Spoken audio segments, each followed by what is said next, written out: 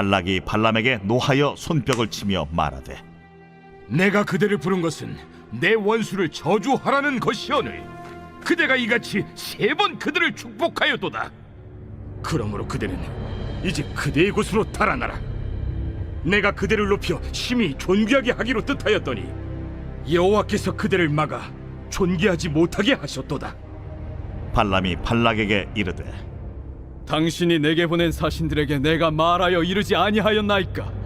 가령 발락이 그 집에 가득한 은금을 내게 줄지라도 나는 여호와의 말씀을 어기고 선악간에 내 마음대로 행하지 못하고 여호와께서 말씀하신 대로 말하리라 하지 아니하였나이까?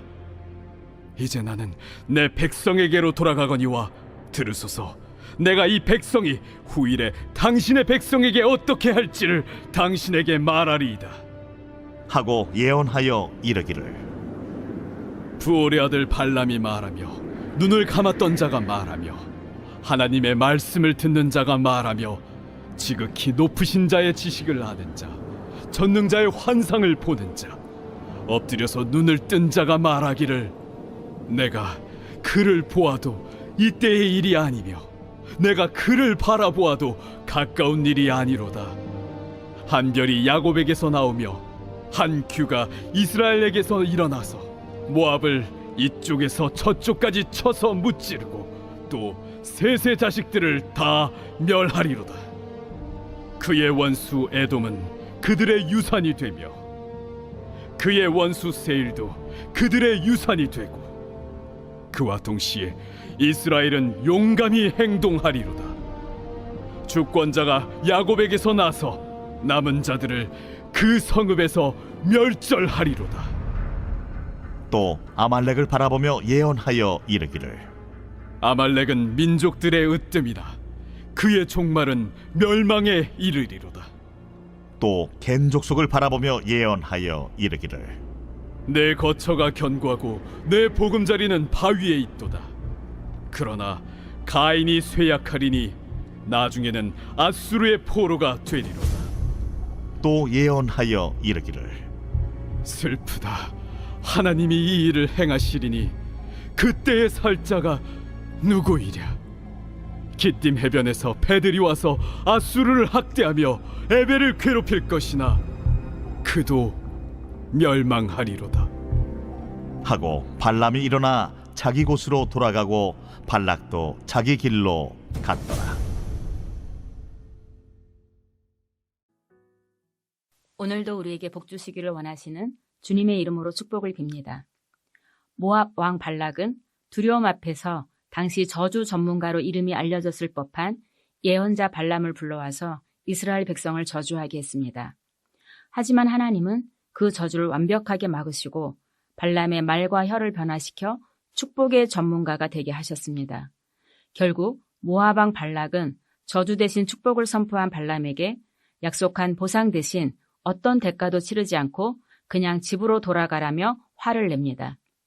그런데 발람의 대답이 의미심장합니다.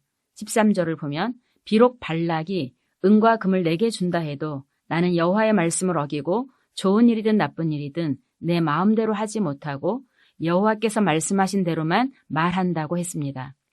전쟁에서 돈을 받고 상대 나라를 저주하는 일을 전문으로 하는 저주 전문가인 발람이 돈을 하나도 받지 못하는 한이 있어도 하나님이 말씀하신 것만 말하겠다라는 고백은 오히려 우리 시대 복음의 일꾼들에게 서늘한 도전까지 주는 고백이기도 합니다. 사도행전 3장에서 베드로와 요한이 성전 문 앞에서 구걸하는 사람을 향해 은과 금은 내게 없으나 나사렛 예수 이름으로 일어나 걸으라고 했던 놀라운 고백이 떠오르는 장면입니다. 오늘 우리 시대는 오히려 은과 금이 있고 예수님의 능력을 잃어버린 시대임을 여러 징후들을 통해 확인하게 됩니다.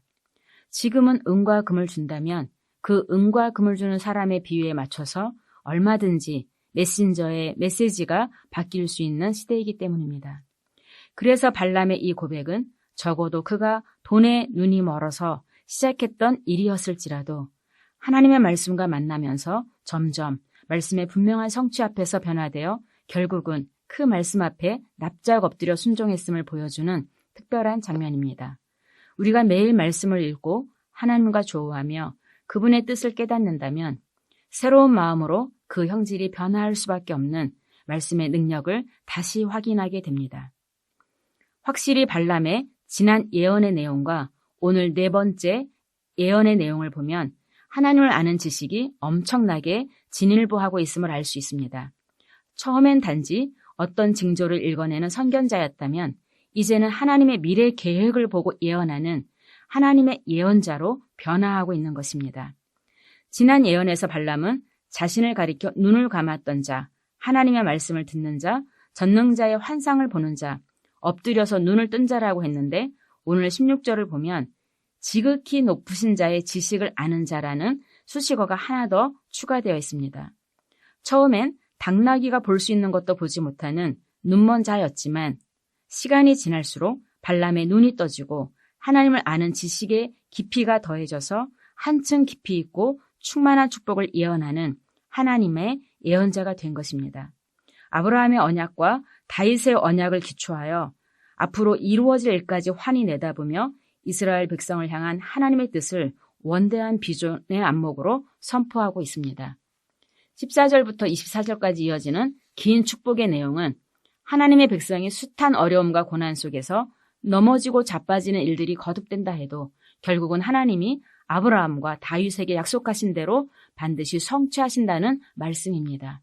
반면에 지금 엄청난 위세를 떨치며 하나님의 백성들을 위협하는 이웃 나라의 거센 세력들이 이제 곧 무너지고 멸망할 거라는 예언입니다.